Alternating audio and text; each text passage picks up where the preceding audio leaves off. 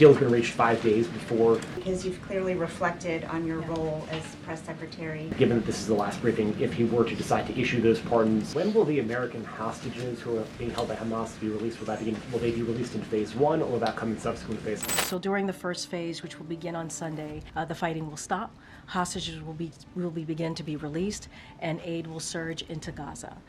During these weeks, the second phase of the deal will continue to be negotiated to bring a permanent end to this war. If negotiations take longer than 6 weeks, the ceasefire will continue to hold as long as negotiations continue. This deal was developed by the president and his team about 8 months ago. Back in May, you heard the president talk about that. So this was the framework.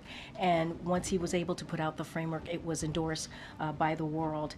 And so we are certainly, as the president started off in his remarks to the American people, to all of you as well, this is a good day. And then, as we mentioned, the president announced this framework back in May of last year. A deal has been reached 5 days before this administration's term ends. It will go into effect a day before the next president is sworn in. Is it clear, does the president want to give some credit to his successor, and that there's a forcing mechanism by that transition as helping push this deal towards the finish line? So a couple of things, and you said this in your question to me. This is a framework that the president put forth about 8 months ago back in May. Again, it was endorsed by the world when he put out this framework. His team has worked, because of the direction of the president, obviously, has worked 24/7, night and day to get this done. You're going to hear directly from Brett McGurk, who's been on the ground, who's been in Doha at the direction of the president, obviously, with the leadership of National Security Advisor Jake Sullivan. So on a different topic, you've said the president has been weighing preemptive pardons for all sorts of officials who he fears may be targeted by the incoming administration. Has he made a decision?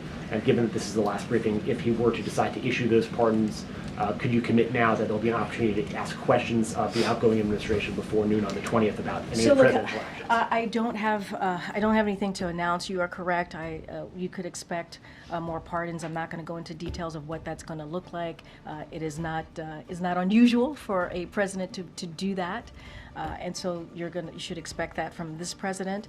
I'm not going to make any commitments right now. I'm not going to lock ourselves into a potential another opportunity to ask questions about the pardons. But what I can say is stay tuned, and there'll be more to share. And I'm sure the president's going to want to continue to engage with all of you in the next couple of days.